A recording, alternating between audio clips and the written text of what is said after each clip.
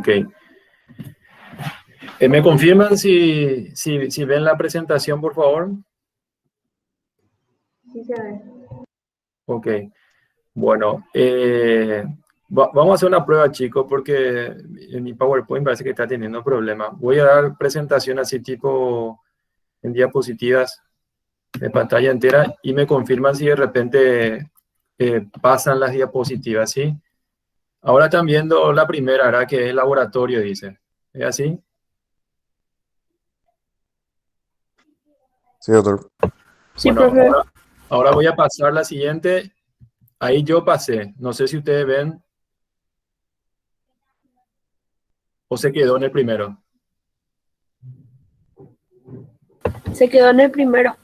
Se quedó en el primero. Bueno, entonces vamos a dar así la clase, sin problema. Ahí ven igual, ¿verdad?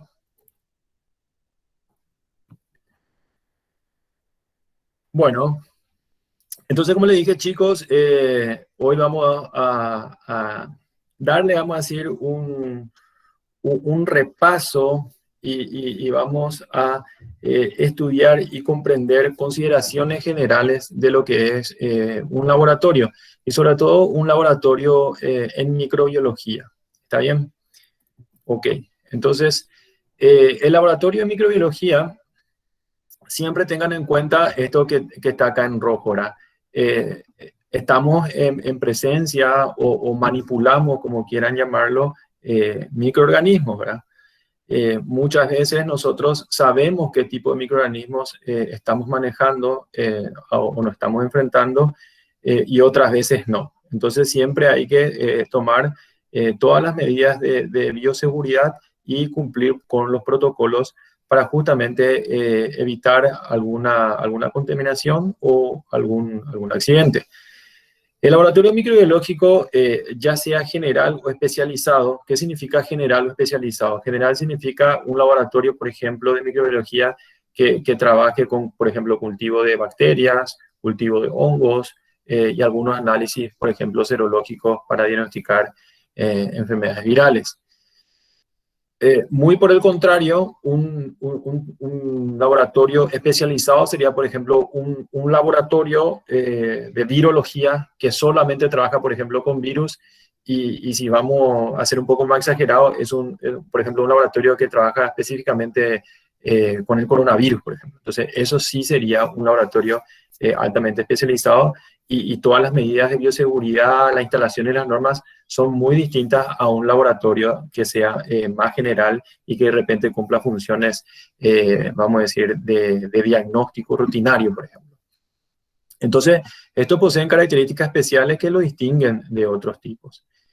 Como dijimos, puede ser altamente especializado o realizar varias funciones y esto depende mucho de las instalaciones, de los materiales que dispongan, de los insumos y los reactivos, de los equipos y también, por qué no decirlo, de la preparación, ¿verdad?, del personal humano. Cuando aterrizamos un poco a nuestra realidad, que es, por ejemplo, el laboratorio de microbiología de nuestra facultad, de una universidad, este laboratorio está organizado, está equipado para cumplir las tres funciones que son las misiones o funciones, vamos a decir, que están establecidas luego en el estatuto, en la Carta Magna de lo que es toda una universidad. Entonces, como somos un departamento de una facultad que depende de una universidad finalmente, entonces nosotros cumplimos esas tres funciones principales que son de docencia, que es lo que estamos haciendo ahora. Nosotros en el laboratorio del departamento de microbiología e inmunología, entonces damos las clases prácticas también de dos asignaturas de la carrera de ciencias veterinarias, que son microbiología e inmunología, que es lo que estábamos dando con ustedes ahora, y el año que viene con ustedes, Dios mediante, entonces vamos también a desarrollar clases prácticas de la materia enfermedades infecciosas y contagiosas. Entonces, en el laboratorio, y me adelanto un poco aquí a la presentación, normalmente en un laboratorio de microbiología existen dos áreas físicas bien delimitadas, que es el área sucia y el área limpia. El área sucia es donde se encuentran, vamos a decir, las instalaciones de donde o en donde manipulamos los microorganismos, donde hacemos, por ejemplo, los cultivos bacterianos, los cultivos micológicos, o hacemos los análisis serológicos, o se encuentra, por ejemplo, la sala de limpieza, desinfección y esterilización, por ejemplo, de equipos y de materiales, es decir, que es la parte funcional, vamos a decir, del laboratorio. Y luego está el área limpia, donde normalmente, por ejemplo, se encuentra la secretaría de un laboratorio, las oficinas, el área de esparcimiento, y ahí en el área limpia nosotros tenemos también un aula donde nosotros normalmente hacemos la introducción teórica al trabajo práctico en sí que vayamos a realizar. También se cumplen funciones de investigación y eso es muy importante también resaltar. Con la investigación, lo que un equipo humano, por ejemplo, que compone una cátedra o un departamento, y alguna vez incluso es interdisciplinario entre varios departamentos, entre varias cátedras, lo que se hace con la investigación y lo que es bueno de resaltar esto es que ese equipo humano, ese recurso humano, ese laboratorio crea sus propios conocimientos.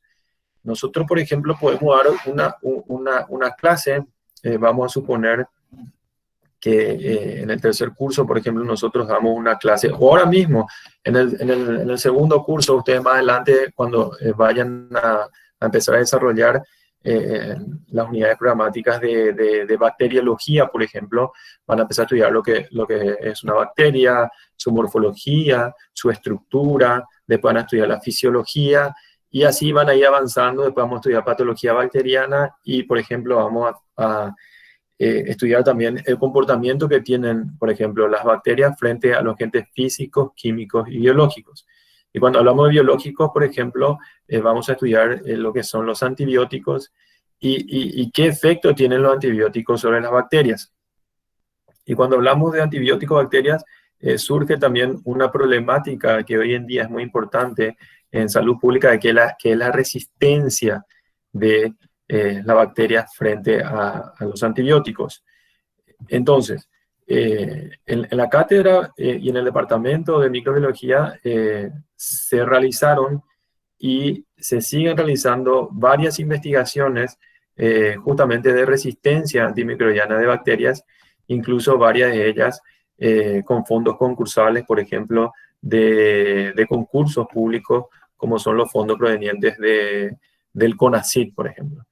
Entonces, nosotros, por ejemplo, como docentes podemos hacer una clase de resistencia y podemos buscar en el libro, por ejemplo, de Stanchi, podemos buscar en el libro de Kahneman, podemos buscar un artículo científico de, por ejemplo, de la universidad, qué sé yo, de la que ustedes quieran, la de Oxford, la de Harvard, y nosotros hacemos, vamos a decir, creamos un PowerPoint y hacemos un resumen, nosotros les pasamos en PDF, y es válido eso, ¿verdad? Es una forma de hacer, pero como que estamos, vamos a decir, extrayendo informaciones de otras universidades, de otras facultades, o de otros científicos o de otros profesores, ¿verdad? Pero es muy distinto, por ejemplo, si nosotros en esa clase y en los resúmenes les ponemos resultados y datos de investigación que nosotros propiamente hicimos. Entonces, eso es lo interesante de la investigación, que el equipo humano está generando su propio conocimiento. Y por supuesto la extensión también, que es a través de la prestación de servicio. El laboratorio de microbiología y inmunología de la facultad, entonces, realiza diversos tipos de servicios de diagnóstico, cultivos bacterianos, cultivos micológicos, análisis serológicos para detección de enfermedades virales, como por ejemplo anemia infecciosa equina, leucosis viral bovina, y nosotros recibimos muestras del Hospital Veterinario de la Facultad de Ciencias Veterinarias, de clínicas privadas externas, también de la granja experimental didáctica de la facultad, de granjas y de establecimientos ganaderos externos también. Entonces, de esa manera prestamos servicio, por decirlo así, a la comunidad. ¿Me siguen? ¿Se entiende? ¿Están ahí? ¿Alguna pregunta hasta Doctor, acá? permiso. Sí. Doctor, hay gente que está queriendo ingresar y está esperando, dice.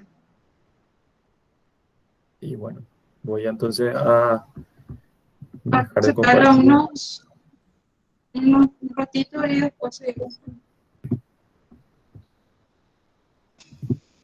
Bueno, ahí le acepté a una partida.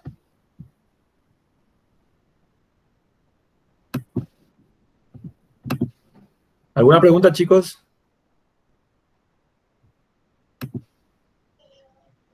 Ninguna, doctor. Bueno, espérenme un ratito que esto... Hay que empezar todo de nuevo.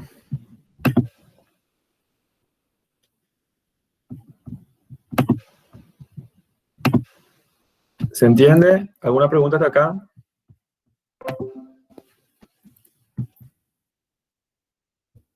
Bueno, nos quedamos aquí. Entonces, los principios generales.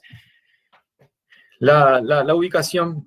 Normalmente un laboratorio de microbiología, de inmunología, debe estar separado, vamos a decir, de otras reparticiones, por ejemplo, de algún hospital o de alguna universidad. Lo ideal es que esté separado, puesto que, como ustedes saben, allí manejamos, ¿verdad? Microorganismos. Entonces, tenemos que tomar varias medidas de bioseguridad y algunas consideraciones en particular. Por ejemplo, las aguas hervidas deben ser sometidas a tratamientos antes de ser eliminadas, por ejemplo, a una red de desagüe cloacal, que en el mejor de los casos vayamos a tener, ¿verdad? Las personas que entran al área deben someterse a especiales medidas que impidan el ingreso de material contaminado hacia el interior del laboratorio y también, por el contrario, que las personas que trabajan en el laboratorio entonces tomen las medidas de bioseguridad para que al salir del laboratorio entonces no estén llevando consigo algún microorganismo que de repente puede presentar un riesgo, vamos a decir, a la salud pública. Entonces, normalmente vamos a decir que los laboratorios de microbiología y sobre todo los altamente especializados deben estar separados de otras áreas.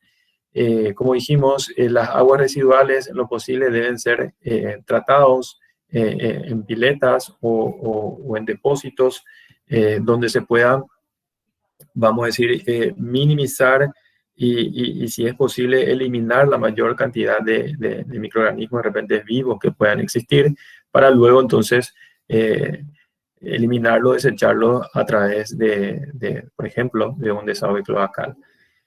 Y bueno, como dijimos, las personas, los operarios que trabajan en el laboratorio, entonces normalmente deben de munirse de la indumentaria adecuada para poder ingresar al área donde estamos trabajando con microorganismos, con biológicos, y luego al abandonar la zona de trabajo, entonces deben, por decirlo así, sacarse esa ropa, en algunos casos incluso someterse a duchas especiales, y luego en el vestuario entonces poder ponerse otra vez la ropa de calle para salir al exterior y evitar llevar consigo los microorganismos, ¿verdad?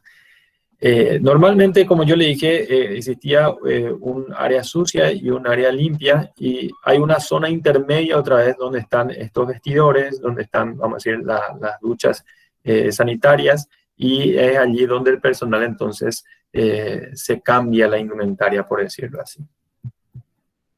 Entonces, esto es lo que estamos hablando, el área física. Dijimos que existe un área sucia que es, o que son las áreas, o que son los compartimentos de un laboratorio funcional, es decir, donde nosotros realizamos los cultivos bacteriológicos o micológicos o los análisis serológicos, donde se encuentra el personal, por ejemplo, de limpieza y de esterilización de equipos y materiales, es decir, todo lugar donde de alguna u otra manera entonces manipulamos agentes biológicos. Luego tenemos el área limpia, en donde se encuentran, como les decía, las oficinas, donde se encuentra, por ejemplo, en nuestro caso, un aula para impartir clases, y donde se puede encontrar también áreas de esparcimiento, por ejemplo, como un comedor, donde el personal entonces pueda, entre comillas, ¿verdad? Descansar, ¿verdad? Y bueno, entre esas dos existe la zona intermedia, que es generalmente, como le dije, donde se encuentran los vestuarios, donde se encuentran las duchas sanitarias, en el caso que sea necesario, y donde el personal entonces, una vez que va a entrar al área sucia, entonces, vamos a decir, se desprende de la ropa de calle y se viste con la ropa de laboratorio para ingresar al laboratorio. Luego, cuando termina la jornada laboral, entonces las personas hacen lo contrario, salen del área sucia, en caso que sea necesario, por ejemplo, se hacen duchas sanitarias, dejan, por supuesto, la ropa de trabajo y pasan al lugar donde van a ir a vestirse con su ropa de calle, y allí entonces salen, entre comillas, decontaminados, por así decirlo. Entonces, material que entra y sale de la zona sucia es esterilizado, y el personal de esta sección deja la ropa de calle en un vestuario, se ducha y luego pasa a un vestuario interno para equiparse con ropas especiales. Entonces, esto sobre todo se da en los laboratorios que vamos a ver más adelante, de nivel de bioseguridad 3 o 4, donde se manejan ya microorganismos o agentes biológicos que de repente pueden presentar un riesgo moderado a grave, tanto individual como a la población, ¿verdad? En un laboratorio como el que estamos en la universidad, no nos vamos a vestir así como astronautas, como ustedes ven aquí, con estos sustrons, sino que vamos a munirnos, sí, eso sí, de la indumentaria necesaria, como es pantalón blanco, guardapolvo, guantes, por supuesto tapaboca, cofia, y si es necesario también una pantalla facial o una mascarilla, ¿verdad? Muy bien. En cuanto a los equipos, cualquier tipo de laboratorio de microbiología debe tener insumos reactivos y equipos mínimos para poder funcionar como tal, ¿verdad? Acuérdense que nosotros trabajamos en un laboratorio de microbiología en donde lo que vamos a hacer sobre todo son diagnósticos, ¿verdad? Microbianos. Vamos a hacer cultivo, por ejemplo, bacterianos para determinar, por ejemplo, la otitis que está sufriendo, por ejemplo, la perrita de Paola, por ejemplo. Entonces, Paola le lleva a su perrito a la clínica veterinaria, el clínico, vamos a decir, le explora al animal y se percata de que probablemente ese animal se está sacudiendo la oreja, está de repente quejándose de dolor por una probable otitis externa. Entonces, el clínico toma muestra, por ejemplo, un hisopado del conducto auditivo externo y envía eso al laboratorio de microbiología. Y ahí nosotros, entonces, hacemos el cultivo bacteriano y luego de 24 horas, por ejemplo, hacer cultivo bacteriano, definitivamente identificamos a la bacteria y le decimos, bueno, emitimos resultados, esto es una infección que está ocasionada, por ejemplo, por un Staphylococcus aureus. E incluso hacemos el antibiograma para ver cuál antibiótico o frente a cuál antibiótico es sensible a la bacteria y le damos la opción terapéutica. Entonces nosotros para poder hacer ese diagnóstico correcto, entonces nuestro laboratorio, por ejemplo, debe estar limpio, debe estar ordenado. Los materiales que nosotros vamos a tener que utilizar deben estar estériles, no tienen que estar contaminados, porque si están contaminados nosotros se nos puede contaminar nuestro cultivo y de repente podemos emitir falsos resultados. Entonces por eso es que hay que tener especial cuidado, vamos a decir, en la limpieza, desinfección y por supuesto, y ni qué decir, de la esterilización de los instrumentales, de los equipos y los medios de cultivo que vayamos a utilizar. Entonces, de acuerdo al tipo de laboratorio que vayamos a tener, entonces debemos tener, por ejemplo, equipos de virería como matraces, probetas, pipeta, tubo de ensayo, frascos de Lemmeyer, vaso de Beaker, que todos deben ser de un material tipo Pirex, ¿verdad? Porque debe resistir las altas temperaturas de los procesos de esterilización. Entonces, deben resistir cuando nosotros, por ejemplo, llevamos al autoclave y luego del autoclave incluso podemos poner estos materiales, por ejemplo, en hornos de Pasteur o de calor seco para secarlos. Entonces, si está compuesto de un material de vidrio común, no van a resistir esas altas temperaturas, pero si es de un tipo Pirex, para la redundancia, entonces sí.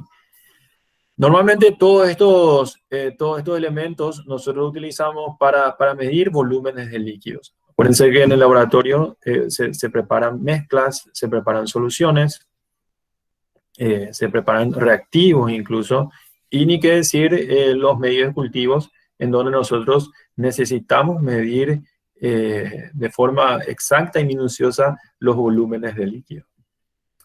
En cuanto a los aparatos, un laboratorio de microbiología, y como le dije, depende mucho si es, por ejemplo, generalizado a que sea uno especializado. Entonces allí van a variar mucho los tipos de aparatos, de equipos que puedan presentarse. Yo acá sí te vamos a decir lo que considero mínimo para un laboratorio que tenga que tener para que pueda funcionar como un laboratorio de microbiología. Entonces, citamos, por ejemplo, el autoclave, que es un equipo entonces que se utiliza para esterilizar medios de cultivo, instrumentales, algunos insumos que vamos a utilizar entonces en los distintos tipos de análisis. Estufa, lo que normalmente se utiliza, por ejemplo, para el cultivo bacteriano es una estufa que esté a 37, de 35 a 37 grados, que es, vamos a decir, la temperatura óptima de crecimiento de los microorganismos mesófilos, que son los que en su mayoría pueden producir patologías o infecciones tanto en los animales como en el ser humano. Pero podemos tener también otras estufas, por ejemplo, a 20 o 22 grados Celsius para cultivo de hongos. Podemos tener incluso otra estufa que esté a 40, 42 grados para los protocolos de cultivo de ciertos microorganismos que crecen a esa temperatura, como por ejemplo es el Campylobacter, que es una bacteria que se encuentra en el tubo gastrointestinal de la mayoría de los animales domésticos, especialmente las aves, y que de repente pueden contaminar los alimentos de origen animal, como por ejemplo la carne de pollo, y pueden ocasionar infecciones gastroentéricas en el ser humano. Heladera, normalmente nosotros, por ejemplo, en el laboratorio tenemos, bueno, me puedo quedar corto porque justamente gracias a los fondos de los proyectos de investigación que gracias a Dios hemos ganado en la facultad, entonces esto se va equipando más. Entonces teníamos como mínimo 2 heladeras, una que le llamamos limpia y otra que es sucia. La heladera limpia, entonces nosotros guardamos todos los insumos, los reactivos, los insumos como por ejemplo medio de cultivo que están listos para utilizar y necesitan mantenerse en temperatura de refrigeración, y que esa heladera esté limpia para evitar contaminaciones. Entonces ahí nosotros guardamos eso. Y luego tenemos, por ejemplo, una heladera que llamamos sucia, en donde depositamos, por ejemplo, las muestras que nosotros vayamos o estamos procesando. Entonces normalmente se tiene la costumbre de guardar esa muestra hasta que se termine con el resultado del análisis, porque en el transcurso de un procesamiento de una muestra pueden pasar varias cosas, como por ejemplo un corte de luz y se interrumpió, por ejemplo, un proceso de cultivo. Entonces nosotros tenemos allí la muestra como para volver a empezar un protocolo de cultivo en caso que sea necesario. Tenemos la centrífuga, que es muy importante, sobre todo si el laboratorio, por ejemplo, realiza análisis serológico, ya que tenemos que centrifugar las muestras de sangre para obtener, por ejemplo, ya sea el suero o el plasma para poder realizar los análisis serológicos, que más se utiliza en este caso el suero. Por supuesto, microscopio, no podemos hablar de un laboratorio de microbiología si no tenemos microscopio. ¿Cómo vamos a hacer un laboratorio de microbiología siendo que la microbiología es la rama de la biología que estudia los seres microscópicos. Entonces, si nosotros no tenemos por lo menos un microscopio óptico donde podamos observar, por ejemplo, morfología, tinción de las bacterias, morfología, tinción de los hongos o estructuras de las bacterias de los hongos que nos sirvan para poder llegar a un diagnóstico, entonces, ¿de qué estamos hablando, verdad? Baño María también es muy importante porque hay algunos protocolos de cultivo en donde exigen que la muestra, por ejemplo, esté en baño María, con un rotor que agite el agua de manera tal a que, vamos a decir, le demos chance al microorganismo para que pueda multiplicarse y después poder aislarlo en un medio de cultivo sólido. Entonces, muchos de ustedes seguramente ya conocerán estos equipos, y para los que no, bueno, esto sería un autoclave, que es un medio de esterilización que funciona con calor, humedad y presión. Es mucho más efectivo que un horno de esterilización seco, donde solamente funciona el calor, ¿verdad? Entonces, en este caso, esto es como una olla a presión. Nosotros, por ejemplo, vamos a introducir, por ejemplo, frascos de Erlenmeyer que tengan medio de cultivo, depositamos en estas cestas o canastas, y esto lo dejamos en el interior. Esto tiene como un tanquecito donde se introduce agua, y bueno, después esto la mayoría de los autoclaves modernos ya vienen con, vamos a decir, con programas en los cuales uno, vale la redundancia, programa la temperatura, el tiempo y la presión con la cual deseamos funcionar. Normalmente la temperatura es 121 grados Celsius, una atmósfera de presión, y durante 15 minutos. Pasado ese tiempo, entonces, nosotros tenemos que esperar que baje la presión, que vemos a través de este barómetro, y luego con cuidado abrimos, sacamos, y luego ya podemos dispersarlo, por ejemplo, en placas de Petri, dejamos que se enfríe para que después podamos utilizarlo. De esa manera podemos esterilizar, por ejemplo, los insumos de vidrería, podemos esterilizar tubos Eppendorf, tubos de ensayo, instrumentales quirúrgicos, etcétera, etcétera. Entonces, esto es fundamental porque todo lo que vayamos a utilizar para hacer un cultivo y llegar a un diagnóstico, todo debe estar esterilizado. Acá tenemos las estufas que pueden funcionar, por ejemplo, como yo le dije, a 35 grados, otra a 22 grados, otra a 42, depende del tipo de análisis que nosotros vayamos a realizar. Y bueno, es donde depositamos nuestras placas de Petri, con el cultivo que ya hemos realizado. Normalmente, en caso de bacterias, eso va, por ejemplo, 18 a 24 horas a 35 a 37 grados. Y entonces al día siguiente nosotros vemos si hay crecimiento o no de colonias de bacterias. Centrífugas y el microscopio, por supuesto. En cuanto a los equipos especiales, podemos tener, por ejemplo, cajas de lectura de sorología, como son estos aglutinoscopios, que se utilizan, por ejemplo, para el diagnóstico de brucelosis, donde se realiza una prueba que es la rosa de Bengala. Es una prueba de aglutinación, es un test de screening para separar, por ejemplo, animales que dan positivo de los negativos. Tenemos mechero de Bunsen, equipo para autopsia, manipulación de animales, e incluso hay algunos laboratorios, sobre todo los que son altamente especializados, que realizan experimentaciones, por ejemplo, en modelos animales, donde incluso tienen bioterios, salas de necropsia y otros, ¿verdad? Como les dije, eso ya depende del grado de especialización y del nivel de bioseguridad con el cual se manejan, vamos a decir, cada laboratorio. El personal técnico, todos los que trabajen en un laboratorio, desde el director de un laboratorio hasta, vamos a decir, el personal de menor rango, sin desmeritar, por supuesto, y respetando a todos, todos deben de estar preparados, entrenados, y sobre todo es muy importante la experiencia, vamos a decir, en el trabajo. Justamente para evitar los accidentes laborales, los riesgos, Y bueno, en ese sentido, entonces, el personal debe estar capacitado y debe de conocer los manuales de bioseguridad, los protocolos de trabajo para evitar justamente eso.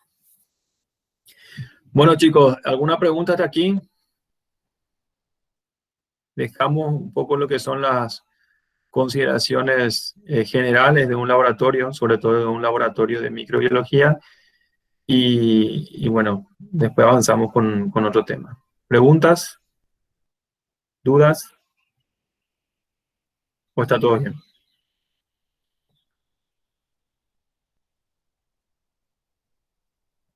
Bueno, continuamos entonces. Cuando hablamos de laboratorios, sobre todo laboratorios donde se manipulan o se manejan microorganismos, entonces tenemos que hablar de niveles de laboratorio y bioseguridad. Entonces, estos son los niveles de laboratorio, ¿verdad?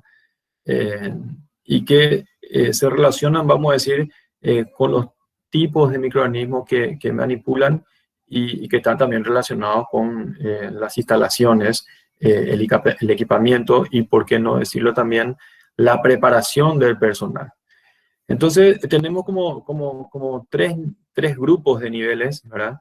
Que son el básico, el de contención y el de contención máxima. El básico se encuentra en el nivel de bioseguridad 1, Biosafety Level 1, en sus siglas BSL1.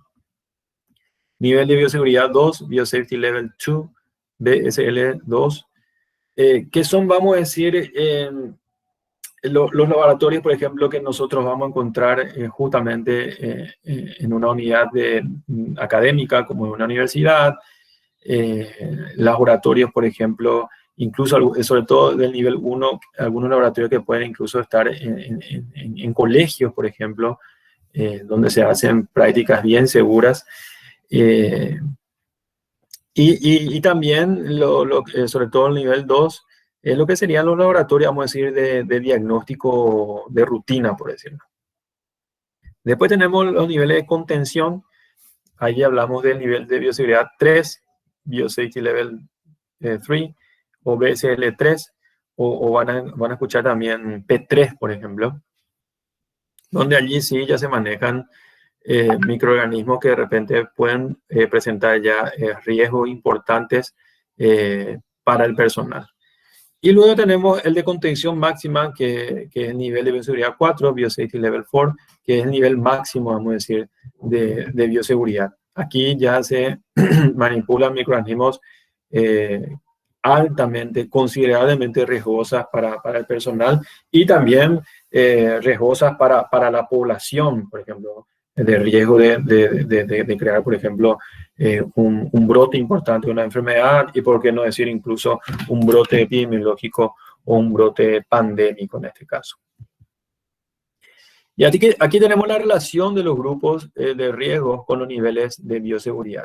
Entonces, tenemos aquí el grupo de riesgo, ejemplo de microorganismos, por ejemplo, que se manipulan en cada uno de estos niveles de los laboratorios, el tipo de laboratorio, las prácticas que se realizan y de repente el equipo de seguridad, si hay que tener o no. Entonces, para graficarle un poco más, el grupo de riesgo 1, por ejemplo, el riesgo individual, es decir, del operario, del que esté trabajando en ese laboratorio, y poblacional, es prácticamente escaso o nulo. Ejemplo de microorganismo que se puede manejar, por ejemplo, el Rhizobium. Es un nivel básico 1. ¿Qué tipo de laboratorios son? Lo que dijimos, son laboratorios que se encuentran en instituciones de enseñanza, de investigación. Las prácticas de laboratorios, técnicas microbiológicas apropiadas y el equipo de seguridad, prácticamente ninguno, ¿verdad? Trabajo en la mesa de laboratorio descubierto, a lo sumo se pueden munir, ¿verdad? de un guardapolvo. Después está el grupo de riesgo nivel 2, donde el riesgo individual es moderado y el riesgo poblacional es bajo. El ejemplo de microorganismo que podemos manipular, por ejemplo, el caso de Salmonella typhimurium. Nivel de bioseguridad es un nivel básico, 2. El tipo de laboratorio son servicios de atención primaria, por ejemplo, diagnóstico o investigaciones con vamos a decir, microorganismos que no representan un riesgo elevado. La práctica de laboratorio, las técnicas microbiológicas apropiadas, ropa protectora, aquí sí ya tenemos que utilizar la indumentaria completa, incluso con guantes, tapabocas, mascarilla en caso que sea necesario. Trabajo mensual descubierto y las normas de bioseguridad, sobre todo de riesgo de posibles contaminaciones con derrames o alguna generación de aerosol. Y el caso de Salmonella typhimurium.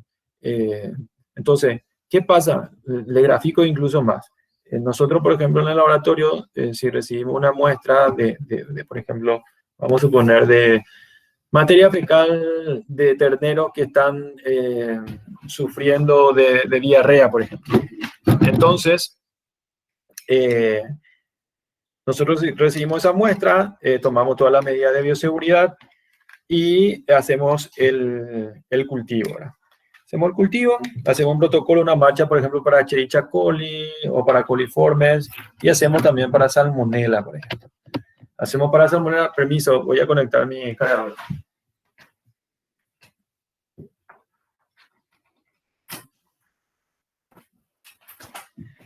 Ahí volví. Bueno, entonces hacemos, por ejemplo, para Salmonella. Y efectivamente aislamos la Salmonella y hacemos las pruebas confirmatorias, pruebas serológicas y detectamos Salmonella typhimurium. La Salmonella typhimurium, por ejemplo, es una Salmonella que puede afectar a los animales y también al ser humano. Entonces, si nosotros, por ejemplo, no tomamos las medidas de bioseguridad, qué sé yo, no usamos guantes, por ejemplo, y terminamos de hacer de repente un proceso del protocolo de cultivo y nos agarró un hambre, nos fuimos a la cocina y agarramos un sándwich, ni siquiera nos lavamos las manos y comemos, y después de unas horas o de unos días tenemos una flor de diarrea o un flor de proceso gastroentérico. Pero ¿qué pasa? Vamos a decir que al fin y al cabo, ese cuadro gastroentérico, nosotros tomando antibióticos o haciendo una dieta y un reposo adecuado, vamos a superar, vamos a decir, ese cuadro. Y es muy difícil que nosotros contagiemos a otras personas. Por eso el riesgo es moderado, pero poblacional bajo. Entonces, ese es un típico ejemplo. Cuando hablamos ya de nivel 3, el riesgo individual es elevado, pero el riesgo poblacional es bajo aún. Entonces ahí trabajamos con bacterias o microorganismos como por ejemplo la Mycobacterium tuberculosis, que es el que produce la tuberculosis, o la brucela, ¿verdad? Entonces ya es un nivel de contención, nivel 3, es un diagnóstico especial que solamente pueden realizar personas que están altamente capacitadas en hacer estos tipos de diagnósticos. Y también el laboratorio debe contener equipamientos especiales, como por ejemplo flujos laminares o clean bench, para evitar posibles escapes de estas bacterias. Allí ya se pueden utilizar, vamos a decir, equipos más sofisticados de bioseguridad, ¿verdad? Entonces, les grafico otra vez. Si nosotros, por ejemplo, hacemos un análisis, un cultivo, por ejemplo, de tuberculosis, y si no tomamos las medidas de bioseguridad, podemos contraer la enfermedad. Y ustedes saben que la tuberculosis es grave, es una enfermedad muy argel, por decirlo así, crónica, con un tratamiento larguísimo que va de 6 a 1 año, y que incluso en personas inmunodeficientes incluso puede llevar a la muerte, ¿verdad? Pero repito otra vez, el riesgo de dispersión de esa enfermedad no es demasiado importante como para que represente un riesgo que pueda afectar, por ejemplo, a un grupo demasiado grande, por ejemplo, de personas o de población. El nivel 4, tanto el riesgo individual como el poblacional es elevado. Allí sí se manejan ya microorganismos altamente patógenos, y que si hay, por ejemplo, un escape de ese virus o esa bacteria, puede generar un peligro muy importante a la población, puede generar un brote epidémico, puede generar un brote pandémico incluso. Entonces, allí en los tipos de laboratorio, la unidad de patógeno peligroso, con un nivel de contención y máximo de bioseguridad. Las prácticas del nivel 3, más cámara de entrada con cierre hermético, salida y ducha y eliminación especial de los residuos. Entonces, aquí sí se toman todas las medidas de bioseguridad posibles, se utilizan esos trajes tipo Sustron, que sostienen, por ejemplo, vamos a decir, equipos donde se crea una corriente de aire, vamos a decir, enfrente del rostro de la persona, para que no haya contaminación, se trabaja a presión negativa, y hay que tomar todas las medidas de bioseguridad posibles. Aquí los laboratorios sí que tienen equipamientos altamente especializados, tiene una zona intermedia, por ejemplo, cerrar herméticamente, en donde las personas que van a trabajar pasan a un primer vestuario. Allí literalmente se sacan toda la ropa, toda, estamos hablando toda, te quedas así como viniste al mundo. Ahí pasás a una ducha sanitaria especial y luego pasás al vestuario interno del laboratorio ya de nivel de seguridad máxima.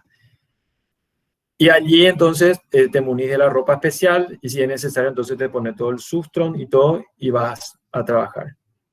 Esos laboratorios también tienen un sistema de presión negativa. El aire que puede entrar desde el exterior del laboratorio pasa hacia el interior, pasa a través de unos filtros de aire y la corriente de aire nunca es viceversa. La corriente de aire nunca va desde el área de contención máxima hacia el exterior, justamente para evitar los escapes de microorganismos. Entonces se trabaja a presión negativa. Bueno, cuando hablamos de laboratorio, siempre debemos de hablar de riesgo en el laboratorio, ¿verdad? Y bueno, o sea, no es tampoco exagerar ni crear, vamos a decir, una ficción a lo que es el trabajo de laboratorio. Cualquier tipo de trabajo tiene sus riesgos. Si nosotros nos vamos a trabajar en un corral, por ejemplo, en la manga, tenemos riesgo que nos patee la vaca, tenemos riesgo de sufrir una cornada, tenemos riesgo de caernos del caballo, etcétera, etcétera. Bueno, esto es algo similar. Existen ciertos riesgos y aquí es siempre bueno destacar las dos palabras, prevención y bioseguridad. Tenemos que prevenir esos riesgos como aplicando los protocolos de bioseguridad. Conociendo, por ejemplo, las señalizaciones del laboratorio, esto de atención, es la señalización clásica de biohazard o de que es un lugar donde se manejan microorganismos o agentes biológicos. Y esto, por ejemplo, señales de productos que de repente pueden ser cancerígenos o tóxicos. Entonces, la prevención es el conjunto de actividades o medidas adoptadas o previstas en todas las fases de la actividad, de una institución, de una dependencia, con el objetivo final de evitar o disminuir los riesgos derivados del trabajo para preservar la seguridad y la salud de las personas. Entonces, los accidentes laborales suceden siempre por la suma de diversos factores y nunca por un solo factor. Siempre son una suma de factores que finalmente hacen que nosotros nos equivoquemos, fallemos o no cumplamos con los protocolos de bioseguridad o con los manuales de bioseguridad. Entonces, esos pueden ser varios.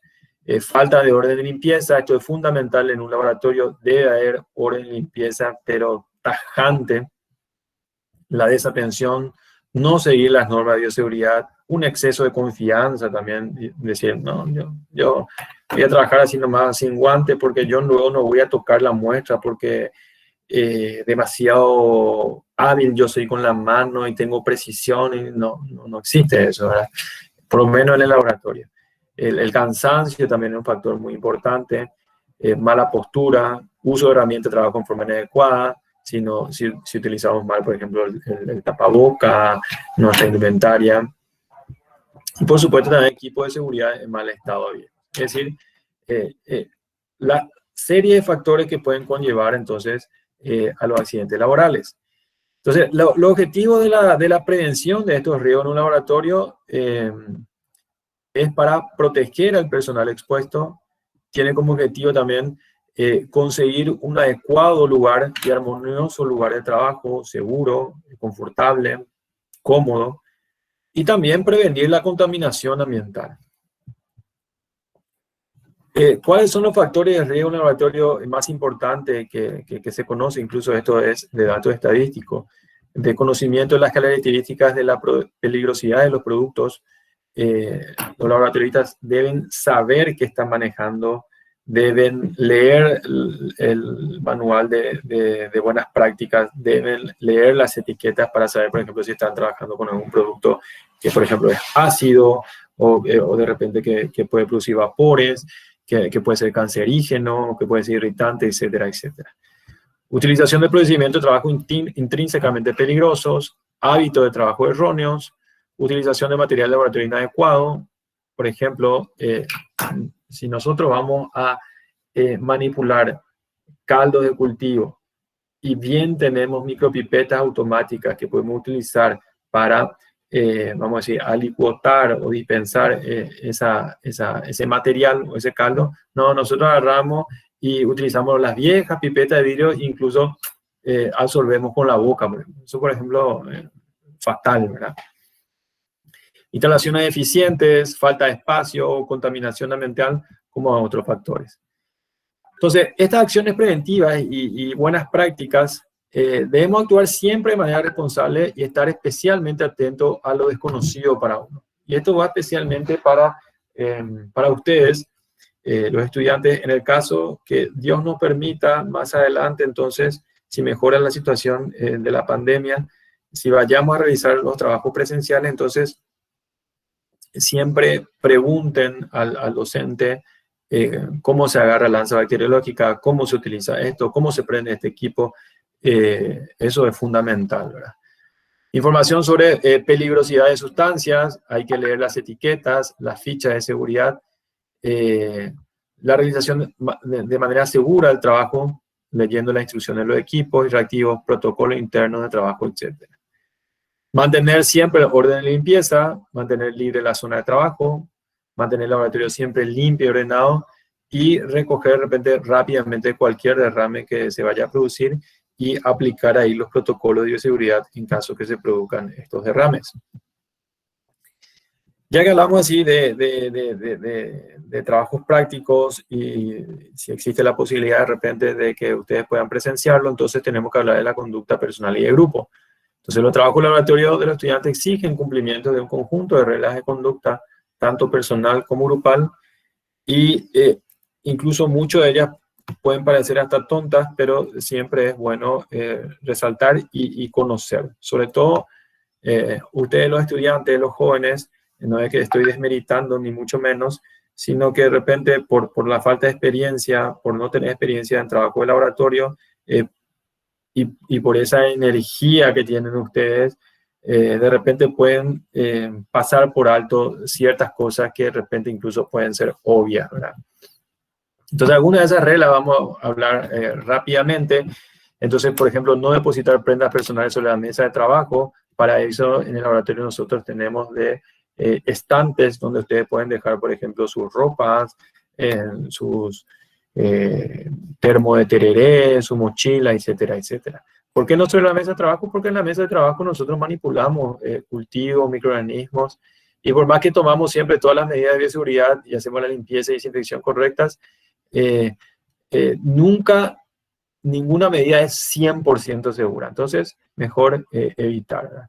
Entrar al laboratorio evidentemente con guardapolvo, incluso hoy en día se le exige ya la indumentaria completa, pantalón blanco, guardapolvo, guantes, cofia, lente farmacológico y ni qué hablar hoy en día del uso de las mascarillas o del tapaboca, ¿verdad? No se come ni se bebe en el laboratorio, no tocar el agua canilla usando los grifos del laboratorio con recipientes porque estos pueden estar contaminados. Humedecer los rótulos con agua y no con la lengua. Observar el mayor cuidado posible en los aparatos y equipos y siempre preguntar al docente cómo se utiliza. El ANSA de platino debe ser esterilizado antes y después de cada uso. Eso vamos a mostrarle nosotros en el trabajo práctico, ya sea en forma presencial o en forma virtual. Si hay un accidente, se derrama un cultivo, entonces no entrar en pánico, simplemente comunicar al docente, y eso todo tiene un protocolo de limpieza, de desinfección e incluso de recogimiento del material que se haya derramado, por ejemplo. Todo material sólido no infeccioso, como algodón, papel, etcétera, deben ser colocados en recipientes especiales para esos tipos de materiales. Todos los cultivos descartados serán colocados también en cestas especiales para ellos. Eso normalmente pasa al autoclave, se esteriliza para que luego la empresa o el sistema especializado de recolección de materiales de laboratorio y biológico entonces pueda finalmente recogerlos. Accidentes personales deberán evitarse o avisar al personal de cátedra. Al final de cada trabajo, entonces, hay que colocar todos los aparatos, todo el equipo y todos los materiales usados en sus respectivos lugares. Orden y limpieza, acuérdense siempre eso, orden y limpieza fundamental en un laboratorio. Y antes de abandonar el laboratorio, verificar si todos los aparatos eléctricos quedaron apagados, las canillas cerradas, la garrafa, por ejemplo, con la cual utilizamos el mechero Bunsen, también obviamente cerrado. Hay que lavarse la mano con agua y jabón antes de dejar el laboratorio y luego, si es posible, también utilizar alcohol a 70 grados. Está prohibido fumar. Siempre el docente o el instructor dirigirá el manejo de aparatos de laboratorio. Y en caso de los trabajos prácticos, entonces nosotros vamos a tener planillas especiales para ir evaluando el desempeño individual, entre otros. Entonces, cuando seguíamos con los principales riesgos de trabajar en un laboratorio, entonces los principales tipos de contaminantes que podemos estar expuestos en un laboratorio son físicos, químicos y biológicos. Los físicos, por ejemplo, el ruido, vibraciones, calor. Nosotros, si por ejemplo agarramos y queremos destapar, por ejemplo, o abrir la tapa de un autoclave y la temperatura no bajó todavía, y si no usamos, por ejemplo, guantes especiales, nos vamos a quemar. Vibraciones, hay algunos aparatos que emiten emisiones, por ejemplo, de ultrasonido, que se utiliza, por ejemplo, para destruir bacterias. Entonces hay que poner audífonos porque pueden dañarnos, vamos a decir, el tímpano. Entre los químicos tenemos gases, vapores, aerosoles, incluso algunas sustancias ácidas que de repente pueden producir accidentes. Hay algunos reactivos, le doy un ejemplo, el bromuro de tidio, que se utiliza para realizar análisis de PCR, de biología molecular, y que sirve para marcar la banda de ADN. Y ese bromuro de tidio lastimosamente es cancerígeno, y si calentamos eso emite vapores, y esos vapores entonces pueden ser cancerígenos. Y ni que hablar lo biológico, ¿verdad? Que de repente es lo que más, vamos a decir, lleva la atención de los protocolos de bioseguridad, porque nosotros definitivamente manejamos bacterias, virus, priones, hongos, parásitos y otros. En cuanto a los riesgos químicos, muchos de los productos utilizados en los laboratorios pueden ser considerados tóxicos, irritantes o corrosivos. Entonces, por eso es importante saber con qué tipo de reactivo estamos trabajando, leer la etiqueta, y en la etiqueta normalmente nosotros vamos a encontrar estas señalizaciones de atención. Por ejemplo, esto es normalmente una sustancia ácida que puede producir quemaduras. Esto es de sustancias que de repente pueden producir efectos cancerígenos, entre otros. Entonces, ¿por qué es importante conocer, vamos a decir, el principio activo, la naturaleza de estos insumos reactivos, y conocer la etiqueta del producto? O incluso en los laboratorios se tienen carpetas, por ejemplo, donde hay ficha de seguridad, donde nosotros buscamos, por ejemplo, bueno, vamos a preparar no sé, vamos a preparar un protocolo de extracción de ADN, por ejemplo. Entonces nosotros, el protocolo nos dice que tenemos que usar ácido clorhídrico, cloruro de magnesio y fenol. Nosotros nos vamos, buscamos el fenol y buscamos la ficha y nos dice, bueno, el fenol, un producto que puede ser cancerígeno, que hay que utilizar mascarilla, tapabocas de cierta característica y en lo preferente trabajar, por ejemplo, en flujo laminario campana de seguridad. Entonces ahí nosotros sabemos que es un producto tóxico y no vamos a estar nomás alegremente nosotros, así con guardapolvo, nomás sin tapabocas ni nada, llevando una mesa normal, abriendo ahí, estamos inhalando todos esos vapores. Entonces, por eso es importante, porque al conocer la naturaleza del producto y qué riesgo puede presentar, entonces nosotros vamos a tomar las medidas de bioseguridad y vamos a implementar, por ejemplo, los EPP. ¿Qué son los EPP? O los EPI, los equipos de protección individual. Entonces, en caso, por ejemplo, de sustancias ácidas, vamos a utilizar unos guantes especiales.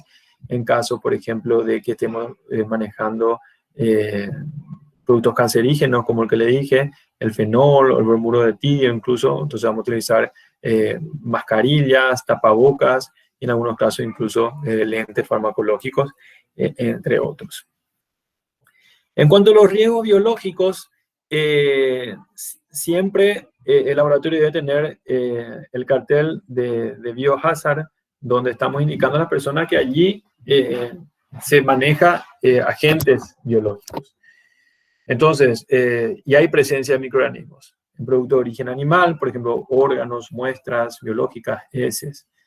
Entonces, el uso de los mismos en determinados protocolos de trabajo, en las determinaciones, fermentaciones y gestiones, y algunos de estos pueden ser infecciosos para el ser humano y pueden conllevar un riesgo importante de contraer enfermedades. Entonces, tenemos que justamente aplicar los protocolos de bioseguridad y, en lo mínimo, la utilización de los EPIs, equipos de protección individual. ¿Cómo minimizar los riesgos por los agentes biológicos? Es tener conocimiento, aplicación de normas de bioseguridad y también conocer de repente los microorganismos que normalmente nosotros manejamos. Entonces nosotros vamos a conocer las vías de entrada de estos agentes, la puerta de entrada digestiva, respiratoria, cutáneo, previas, y de esa manera nosotros vamos a tomar las medidas pertinentes, ¿verdad? Evitar la ingestión de alimentos y bebidas en el trabajo, a excepción de los comedores destinados a fin, disponer de servicios higiénicos y vestuarios o percheros adecuados para poder separar la ropa de trabajo y la ropa de calle, extremar las medidas higiénicas, cualquier herida, por insignificante que sea, se debe limpiar, desinfectar y proteger antes de volver a entrar en contacto con los agentes biológicos, porque eso está representando una puerta de entrada para el microorganismo. La ropa de trabajo debe ser de color blanco en el laboratorio, eso es lo ideal para facilitar la detección de salpicaduras, de sangre o de otros fluidos. Debe lavarse aparte y de forma periódica y evitar llevar a casa. Esto sobre todo es para las personas que trabajamos en el laboratorio. Evitar contacto con fluidos biológicos, ese contenido digestivo, orina, sangre. Se debe utilizar protección ocular, preferiblemente pantalla facial, guantes de protección. Es necesaria la adopción de buenas prácticas de higiene personal, lavado, limpieza de manos, utilización de alcohol 70 grados Celsius y utilizar siempre agua potable que esté garantizada, entre otros. Bueno, entonces esto es todo por hoy, chicos. No sé si tienen alguna pregunta, alguna duda. Como yo dije en una clase que vi ayer también, que era de esto, esto nosotros lo realizamos para que ustedes tengan un conocimiento, vamos a decir, general de lo que es un laboratorio, de lo que es un laboratorio de microbiología, las preguntas que son muy importantes a la hora de realizar los trabajos prácticos. Y vuelvo a repetir que un trabajo de laboratorio no es, vamos a decir, que sea un trabajo que sea peligroso, por decirlo así, sino que simplemente hay que cumplir las normas de bioseguridad como cualquier otra actividad laboral y que, por supuesto, si se permite y nosotros vayamos a realizar las clases prácticas, obviamente no lo vamos a hacer trabajar a ustedes con microorganismos patogénicos, sino que van a ser siempre prácticas súper seguras. Así que, bueno, de mi parte entonces es todo. Vuelvo a repetir, no sé si tienen alguna pregunta. Muchísimas gracias, doctor. Buen día, Súper profe. claro tu Una, clase. Sí, ahora. disculpe, una Sí, consulta. ¿Cómo sí, sería sí. la presión negativa dentro del laboratorio? La presión negativa dentro de un laboratorio